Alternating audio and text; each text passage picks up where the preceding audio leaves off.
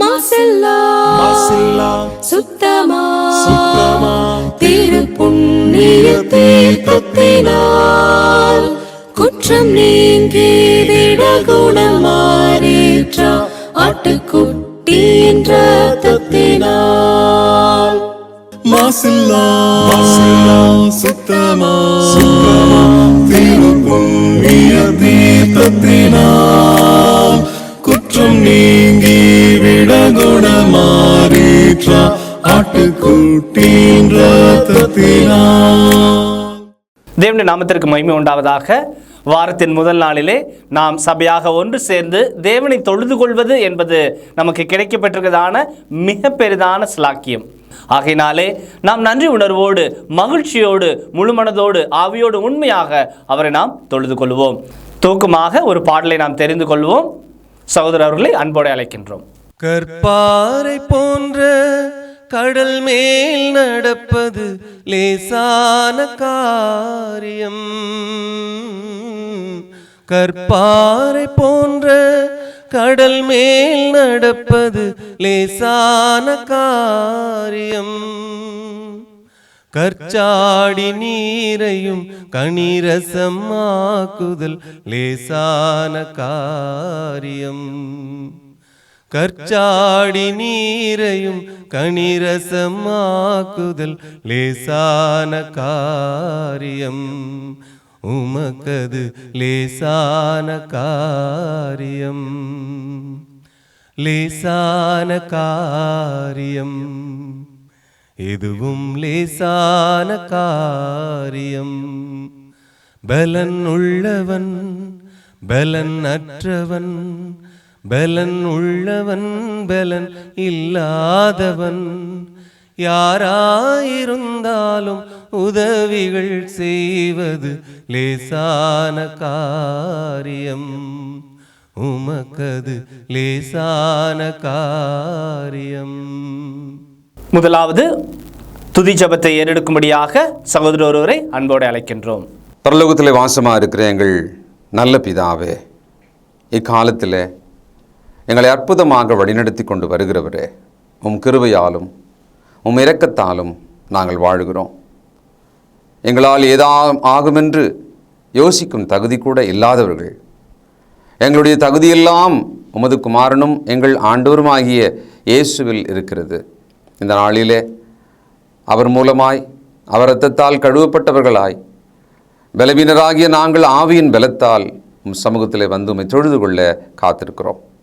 நல்ல பிதாவே, எல்லாருமாய் சேர்ந்து எங்களை ஒரு பலி போல மொத்தமாக பலிபீடத்தின் மேலே ஒப்புக் கொடுக்கிறோம்.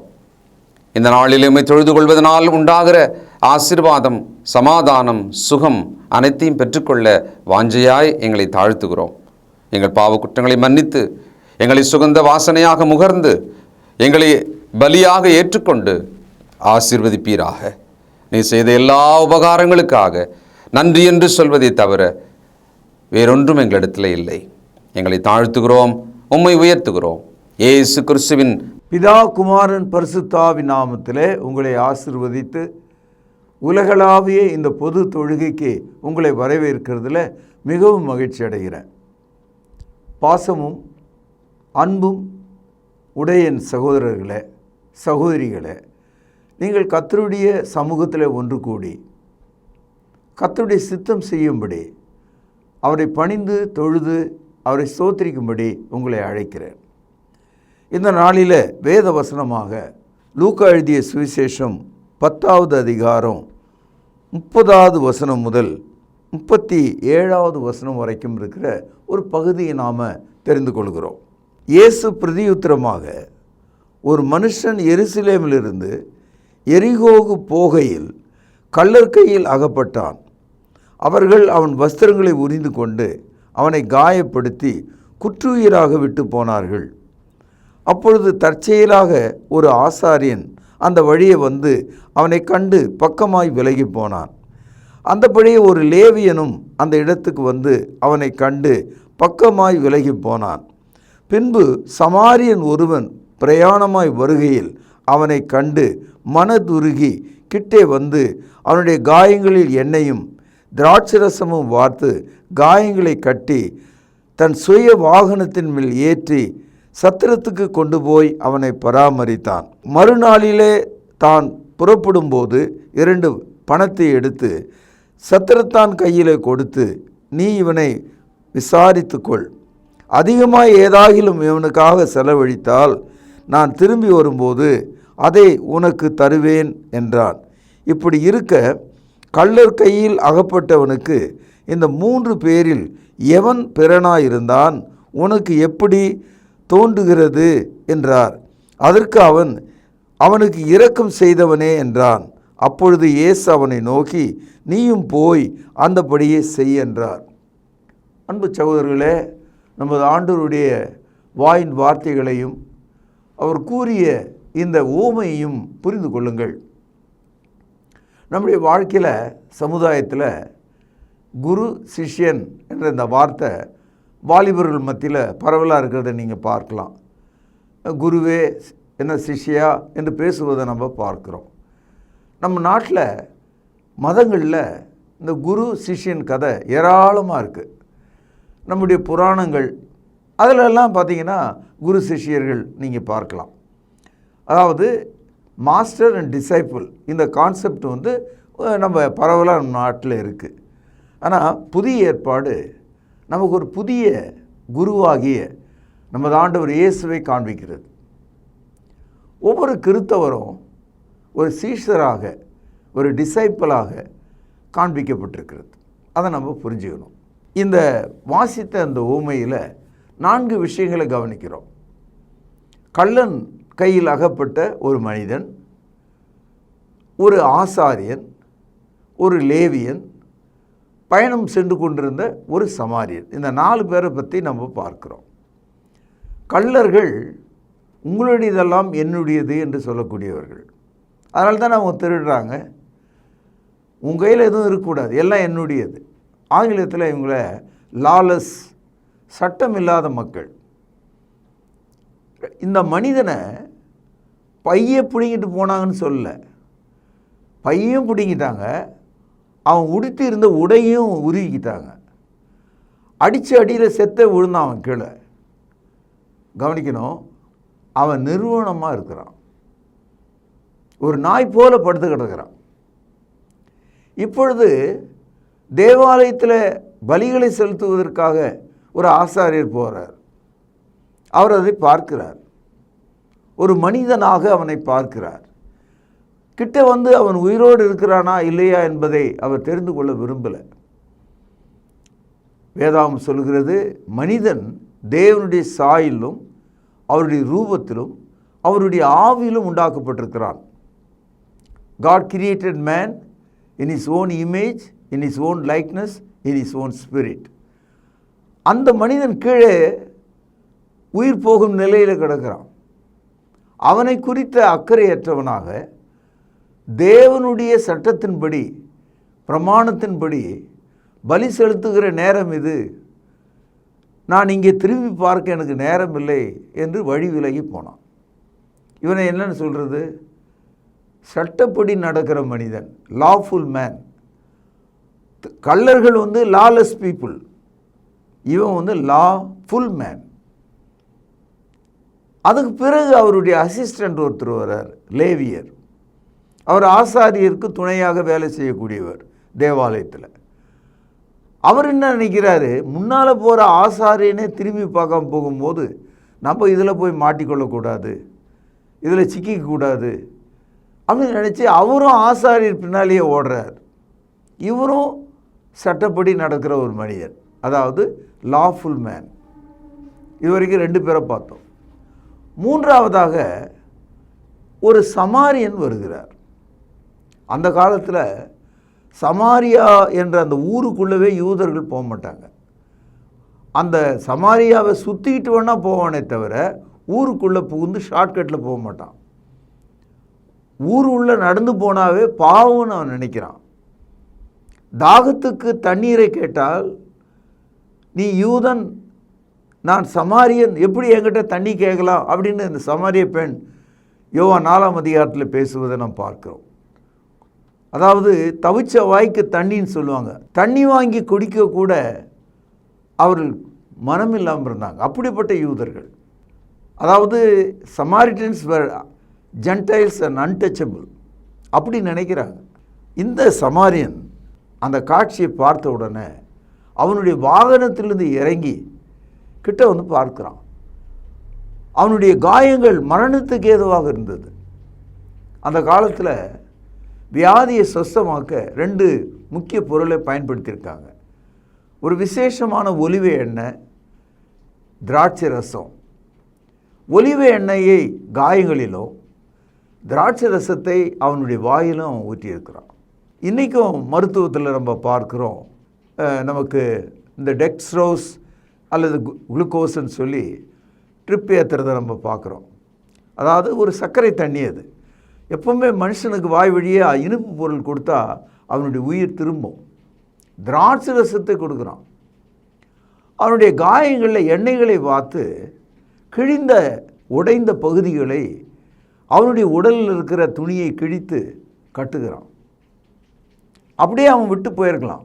அவனை அப்படியே தூக்கி தான் வந்த அந்த மிருகத்தின் மேலே வாகனத்தில் ஏற்றி பக்கத்தில் இருக்கிற ஒரு ஆஸ்பத்திரி, அந்த காலத்தில் சத்திரம்னு சொல்லுவாங்க, அங்கே சாப்பாடும் போடுவாங்க, மருத்துவமும் செய்வாங்க, அங்கே கொண்டு போய் வைத்து அன்றைக்கி ராத்திரி முழுதும் அவன் கூடவே இருக்கிறான். அவன் மறுநாளில் அவன் புறப்படும்போது அந்த சத்திரக்காரன் தலைவனிடத்தில் 2 பணத்தை கொடுக்குறான்.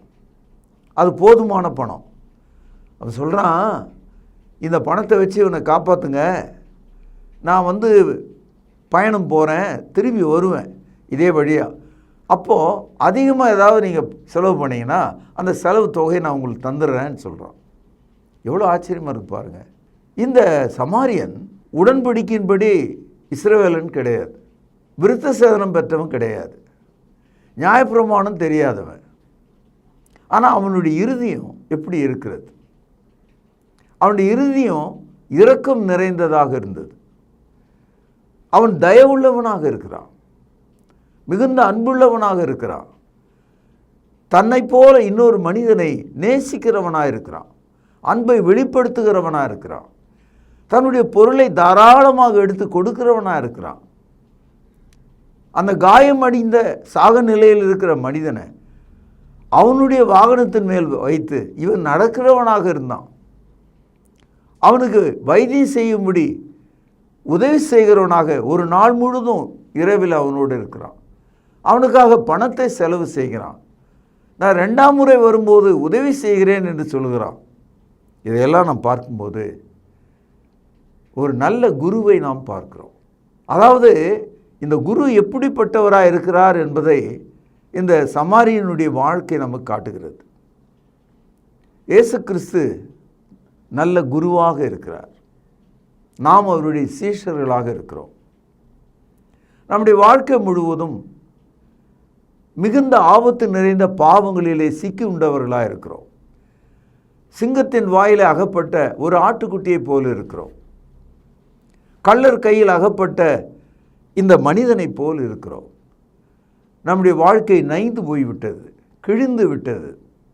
வாலிபனே, வாலிப பிள்ளையே, தாயை, தகப்பனே, நம்முடைய வாழ்க்கை முழுதும் சல்லடையாக, ஓட்டையாக கிழிந்து தொங்குவதை நம்முடைய ஆத்மாவில் பார்க்கிறோம். நம்முடைய ரணங்கள் ஆறக்கூடியதாக இல்லை, அது மரண காயத்துக்குரியதாக இருக்கிறது. அவர் wounds are to death. நம்முடைய காயங்கள் மரணத்துக்குரியதாக இருக்கிறது.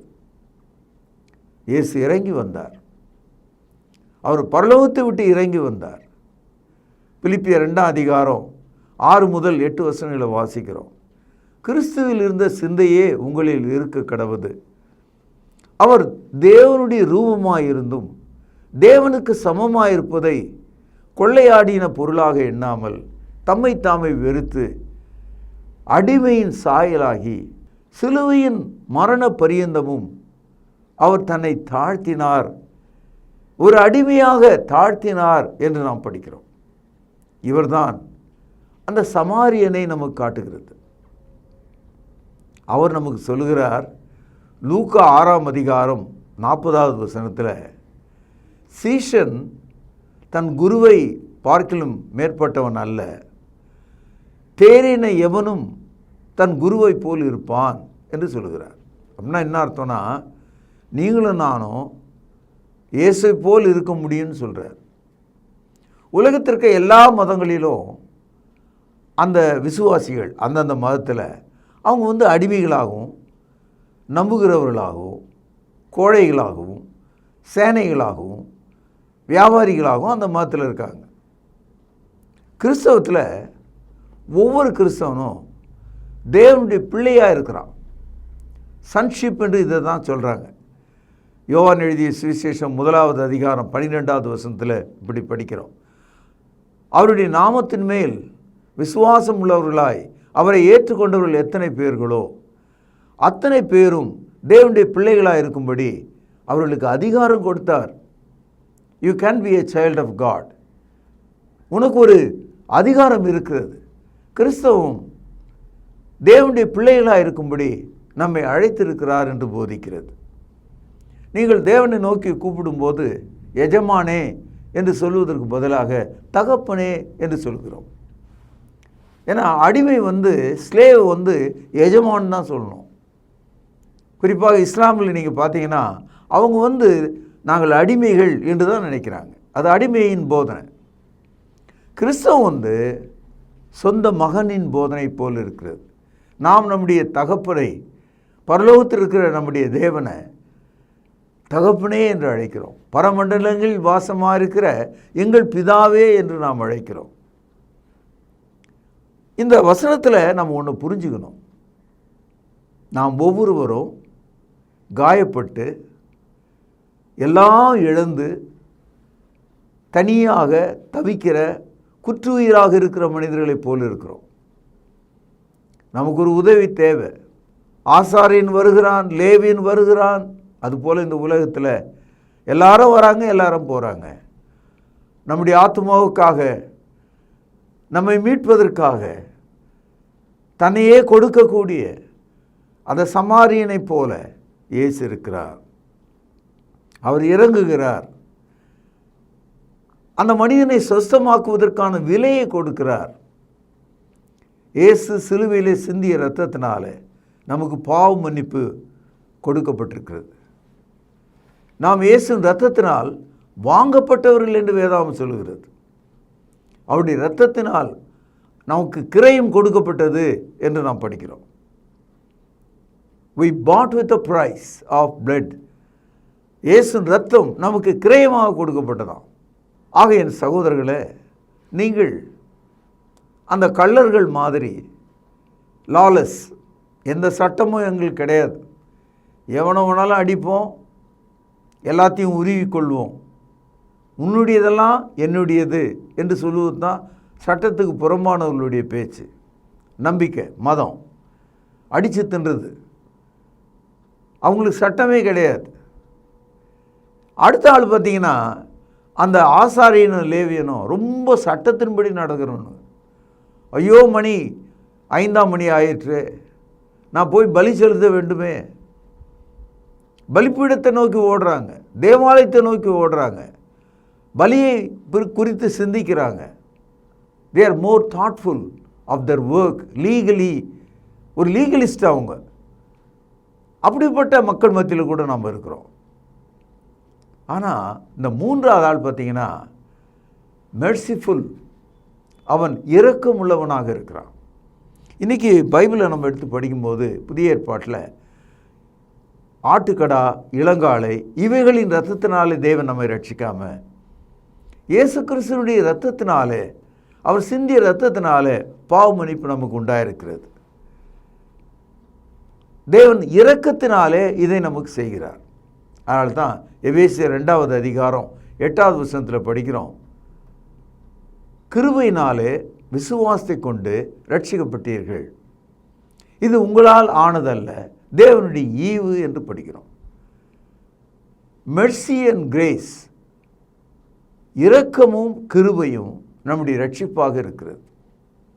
இந்த காலையில் நீங்கள் நடுவீதியில் உதவி இல்லாமல், எல்லாத்தையும் இழந்து, உதவி இல்லாமல், திரும்பி பார்க்க முடியாமல், ஒடிந்த கால்களும் எலும்புகளுமாக, கிழிந்த நாராக, போர்த்திக்கொள்ள ஒரு போர்வை இல்லாமல் ஒரு நிர்வாணமான மனிதனைப் போல இருந்தாலும் உங்களுக்கான ஒரு ரட்சிப்பு தேவனுடைய கரத்தில் இருக்கிறது. தேவன் ஒரு நல்ல சமாரியன் தற்செயலாக அங்கே வந்தது போல ஏற்ற காலத்தில் தமது குமாரனை நாம் பாவிகளாய் இருக்கையில் அவர் பூமிக்கு அனுப்பினார். நாம் பாவிகளாய் இருக்கையில் இயேசு கிறிஸ்து சிலுவையிலே மரித்ததனால தேவனுடைய அன்பு வெளிப்பட்டது என்று நாம் பார்க்கிறோம். ஆகவே என் அன்பு சகோதரர்களே, இந்த காலையில் நீங்கள் இயேசுவை போல் மாறுவதற்கு விரும்ப வேண்டும். அதாவது குருவாகி இயேசுவில் பிரச்சனை இல்லை, நமக்கு சீஷனாகி உனக்குள்ளும் எனக்குள்ள தான் பிரச்சனை இருக்குது. நாம் இயேசுவை பின்பற்றும் போது பிற்காலத்தில் இயேசு கிறிஸ்துவினுடைய 2ஆம் வருகையில் நாம் அவரை போலவே இருப்போம். அவர் இருக்கிற வண்ணமாக இருப்போம். ரோமருக்கு எழுதிய நிருபம் 8வது அதிகாரம் 29வது வசனம். தம்முடைய குமாரன் அநேக சகோதரர்களுக்குள்ளே முதற் பேரானவராய் இருக்கும் பொருட்டு கவனிங்கள், தேவன் எவர்களை முன்னறிந்தாரோ அவர்களை தமது குமாரனுடைய சாயலுக்கு ஒப்பாயிருப்பதற்கு முன்குறித்திருக்கிறார். இன்றைக்கும் நம்ம பார்க்குறோம், சில வீடுகளில் அப்பா மாதிரியே பையன், அம்மா மாதிரியே பொண்ணு. அந்த சுவாபம், அந்த பேச்சு சத்தம், அவங்களுடைய அந்த கைமொழி எல்லாம் பார்த்திங்கன்னா அப்படியே டிட்டோவாக அப்பா மாதிரியே அம்மா மாதிரியே இருப்பாங்க. அப்போது நம்ம கிறிஸ்தவர்களாக இருக்கும்போது யாரை போல் இருக்கணும்? நம்முடைய குருவாகிய இயேசுவை போல் இருக்கணும். தேவனுடைய திட்டம் என்ன? நாம் அனைவரும் இயேசு கிறிஸ்துவனுடைய சாயலுக்கு ஒப்பாக இருக்க வேண்டும் என்பது தான்.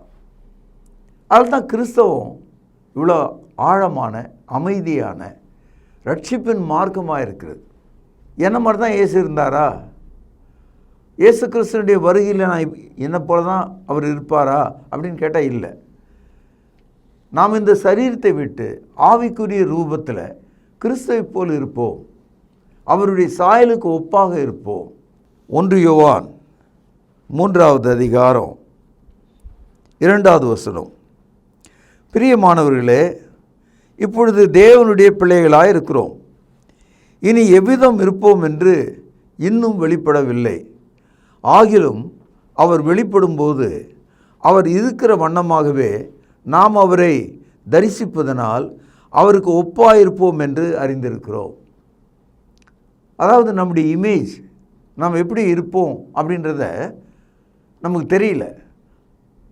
உதாரணமாக, ரொம்ப நாளைக்கு பிறகு காணாமல் போன மகன் வீட்டுக்கு வந்தால் கூட அந்த தகப்பன் தாயினுடைய குணமும் அந்த தகப்பன் தாயினுடைய உடலில் இருக்கிற இரத்த அமைப்பும் அவனுக்குள்ளே இருக்கும். பேச்சு அப்படியே இருக்கும், பார்வை அப்படியே இருக்கும். அதுபோல் இயேசு கிறிஸ்துவின் 2ஆம் வருகையில் அவர் எப்படி இருக்கிறாரோ அவ்விதமாக நாமும் அவருக்கு ஒப்பாக இருப்போம். அதனால்தான் அப்போஸ்தலர் நடபடிகள் 11ஆம் அதிகாரம் 26வது வசனத்தில் படிக்கிறோம், ஆதியில் அந்தியோகியா பட்டணத்தில் ஆரம்பகால கிறிஸ்துவை பின்பற்றின மக்களுக்கு, அதாவது சீஷர்களுக்கு கிறிஸ்தவர்கள் என்று பெயர் வழங்கப்பட்டதாம். The early people who followed Christ at Antioch, the disciples were called as Christians. சீஷர்களுக்கு தான் கிறிஸ்தவர்கள் என்று பெயர் வந்தான். 1 பேதுரு 4ஆம் அதிகாரம் 16வது வசனத்தில் படிக்கிறோம், ஒருவன் கிறிஸ்தவனாக இருக்கிறதுனால பாடுபட்டால் அவன் வெட்கப்படாமல் இருந்து தேவனை மகிமைப்படுத்த கடவன். அப்போது எஜமானை பின்பற்றுகிற சீஷர்களாக நாம் இருந்தால், நாம் பாடுபட்டால் நமக்கு வெட்கம் இல்லை. நாம் தைரியமாக கிறிஸ்துவனுடைய சாயலிலே நாம் இருக்கிறதுனால, கிறிஸ்தவர்களாக இருக்கிறதுனால நாம் தேவனை மகிமைப்படுத்துகிறோம். சீஷன் தன் குருவை விட மேற்பட்டவன் அல்ல. ஆனால் தேறின எவனும், எந்த ஒரு சீஷனும் தன் குருவை போல் இருப்பான்.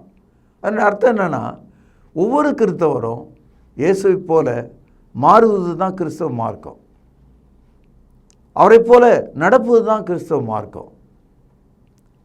அந்த நல்ல சமாரியனை பற்றி பேசும்போது இயேசு கிறிஸ்து ஒரு கேள்வி கேட்டார். இந்த ஆசாரியன், லேவியன், இந்த சமாரியன், இந்த 3 பேரில் யாரை நீங்கள் சீஷராக பார்க்குறீங்க, யாரை நீதியாக பார்க்குறீங்க, யாரை தேவனுடைய பிள்ளையாக பார்க்குறீங்கன்னு கேட்டப்போ அவனுக்கு இரக்கம் செய்தவன் தானே என்று ஜனங்கள் சொன்னாங்களாம். அவனுக்கு யார் இரக்கம் செய்தது? அதனால்தான் கடந்த 2000 ஆண்டுகளாக இந்த பகுதியை நாம் படிக்கும்போது அந்த சமாரியனை நல்ல சமாரியன் என்று சொல்கிறோம், குட் சமாரிட்டன் என்று சொல்கிறோம். ஏனென்றால் அவன் இயேசு கிறிஸ்துவுக்கு உகந்த சீஷனாக, இரக்கம் செய்கிறவனாக, மனம் வருந்துகிறவனாக, உருகுகிறவனாக, தன்னை திறந்து கொடுக்கிறவனாக, தனக்காக இருந்தவைகளையெல்லாம் கொடுத்து ஒரு மனிதனை காப்பாற்றக்கூடியவனாக, அவன் மீது ஆதரவு கொண்டவனாக, திரும்பவும் வருவேன் என்ற வாக்குத்தத்தம் கொடுக்கிறவனாக இருந்தான். A true disciple can be like unto his master. சீஷன் தன் குருவிலும் மேலானவன் அல்ல, தேறின எவனும் குருவை போல் இருப்பான். இதான் கிறிஸ்தவம். இந்த காலையில் நீங்கள் நல்ல சீஷர்களாக இருக்கும்படி உங்களை ஆசீர்வதித்து இந்த நற்செய்தியை நிறைவு செய்கிறேன். பிரார்த்தனை செய்வோம். பரலோகத்தில் வாசமாக இருக்கிற தகப்பனே, நல்ல சமாரியன் எங்கள் இருதயத்தில் வந்துவிட்டது போல் இருக்கிறது. அவனுடைய குணங்கள் எங்களுக்குள் வரும்படியாக நாங்கள் செபிக்கிறோம். இயேசு கிறிஸ்துவினுடைய 2வது வருகையில் நாங்கள் எவ்விதமாக இருப்போம், அவர் இருக்கிற வண்ணமாக நாங்கள் இருப்போம் என்று நம்புகிறோம். திருச்சபையை ஆசீர்வதியும். ஆண்டவர் இயேசுவின் மகிமையுள்ள நாமத்தில் இந்த ஜெபத்தை விசுவாசமாய் ஏறெடுக்கிறேன். பரிசுத்த நிறைந்த எங்கள் நல்ல பிதாவே, ஆமென். கிறிஸ்து இயேசு தம்முடைய சரீரத்தை நமக்காக கிழிக்கு கொடுத்து தன்னுடைய இரத்தத்தை சிந்தினார். அவருடைய பந்தியை நினைவு கூறத்தக்கதாக நாம் ஆயத்தமாவோம். வழிநடத்தும்படியாக சகோதரர்களை அன்போடு அழைக்கின்றோம். கர்த்தருடைய பந்தியிலே பங்கு கொள்ளும்படி நம்மை நாமே ஆயத்தப்படுத்துவோம். ஆண்டவராகிய இயேசு கிறிஸ்து காட்டி கொடுக்கப்பட்ட அன்று ராத்திரியிலே அப்பத்தை எடுத்து ஆசீர்வதித்து, இதை பிட்டு நீங்கள் வாங்கி புசியுங்கள், இது உங்களுக்காக பிற்கப்படுகிற என்னுடைய சரீரமாய் இருக்கிறது என்று சொல்லியிருக்கிறார். அப்பத்திற்காக நாம் ஜெபித்து இதில் பங்கு கொள்வோம். பரிசுத்தமும் இரக்கமும் தயவும் கிருபையும் நிறைந்த நல்ல ஆண்டவரே, உம்முடைய குமாரனாகிய இயேசு கிறிஸ்து சிலுவையிலே எங்களுடைய பாவங்களுக்காக தன்னுடைய இன்னுயிரை கொடுக்கும் பொழுது அவருடைய சரீரம் கிழிக்கப்பட்டது. அதற்கு ஒப்பாக இங்கு புளிப்பில்லாத அப்பம் இது வைக்கப்பட்டு இருக்கிறது. அப்பா, நீர் இந்த அப்பத்தை எங்களுக்கென்று ஆசீர்வதித்து தரும்படி விலையேற பெற்ற இயேசு கிறிஸ்துவனுடைய நல்ல நாமத்தினாலே இந்த ஜெபத்தை ஏறெடுக்கிறோம் அன்பின் பிதாவே, ஆமேன். அவர் அந்தபடியே பாத்திரத்தையும் எடுத்து, இந்த பாத்திரம் என் இரத்தத்தினால் ஆகிய புதிய உடன்படிக்கையாய் இருக்கிறது, என்னை நினைவு கூறும்படி இதை செய்யுங்கள் என்று சொல்லியிருக்கிறார். நாமும் கூட அவ்வண்ணமாகவே இதில் செய்யும்படியாக நாம் ஒன்று சேருவோம். தேவன் இந்த ரசத்தை ஆசீர்வதித்து தரும்படி நாம் ஜெபிப்போம். வானத்தையும் பூமியும் உண்டாக்கின சர்வ வல்லமையுள்ள எங்கள் நல்ல பிதாவே, என்னை நினைவு கூறும்படி இதை செய்யுங்கள் என்று சொல்லியிருக்கிறபடியே நாங்கள் செய்யும்படி வந்து நிற்கிறோம். இந்த ரசத்தை நீர் ஆசீர்வதித்து தாரும். குற்றமில்லாத மாசற்ற இதோ தகப்பனே, அந்த ரத்தம் எங்களுடைய பாவங்களுக்காக சிந்தப்பட்டது என்பதை நாங்கள் நினைத்து இதில் பங்கு கொள்ளும்படி, பயபக்தியோடு பங்கு கொள்ளும்படி எங்களை உற்சாகப்படுத்தும். எங்களை தாழ்த்துகிறோம். இந்த ரசத்தை நீர் ஆசீர்வதித்து தாரும். இயேசுவின் நல்ல நாமத்தில் இந்த ஜெபத்தை எடுக்கிறோம் அன்பின் பிதாவே, ஆமேன். இறுதியாக நாம் ஜெபித்து இந்த தொழுகையை நிறைவு செய்வோம். ஜெபிப்போம். கிருபையும் அன்பும் இரக்கமும் நிறைந்த பரம்பிதாவே, உம்மை தொழுது கொள்வது எவ்வளவு பெரிதான ஸ்லாக்கியம். அந்த ஸ்லாக்கியத்தை நீர் இந்த நாளில் எங்களுக்கு தந்தீரே, அதற்காக நன்றி தகப்பனே. நாங்கள் ஜெபித்த ஜெபங்களை நீர் அங்கீகரிக்க வேண்டுமாய் ஜெபிக்கிறோம். கிருபையின் பிதாவே, நாங்கள் கேட்ட வார்த்தைகளுக்காக நன்றி. அவைகள் எங்களுடைய இருதயத்தில் வைத்து அதன்படி எங்களுடைய வாழ்க்கை மறுரூபமாக நீர் தயவு செய்தல் வேண்டுமாய் ஜெபிக்கிறோம். பிதாவே, நீர் எங்களுக்கு இந்த வாரத்தில் ஆசீர்வாதமாக கொடுத்த வருமானத்திலிருந்து உமக்கென்று கொடுக்க நீர் எங்களுக்கு பாராட்டின தயவுக்காக நன்றி. இப்படியாக நாங்கள் கிறிஸ்துவனுடைய மரணத்தை நினைவு கூற நீர் தயவு பாராட்டினீர். எங்களுக்காக கிறிஸ்து தன்னுடைய சரீரத்தை கிழித்து இரத்தத்தை சிந்தினார். அதை நாங்கள் புசிக்கவும் பானம் பண்ணவும் நீர் தயவு பாராட்டினீர். இப்படியாக தாப்பனே நாங்கள் ஏறெடுத்த இந்த தொழுகையை நீர் தாமே அங்கீகரிக்க வேண்டுமாகவும் ஆசீர்வதிக்க வேண்டுமாக ஜெபிக்கிறோம். தாப்பனே சுவீனமாக இருப்பவர்களுக்கு உம்முடைய சுகத்தையும் ஆரோக்கியத்தையும் கட்டளை விடமாக ஜெபிக்கிறோம். காத்துக்கொள்ளும் வழி நடத்தியறலும் இயேசு கிறிஸ்து மூலம் அனுப்பிக்கிற நல்ல பரம்பிதாவே. ஆமென்.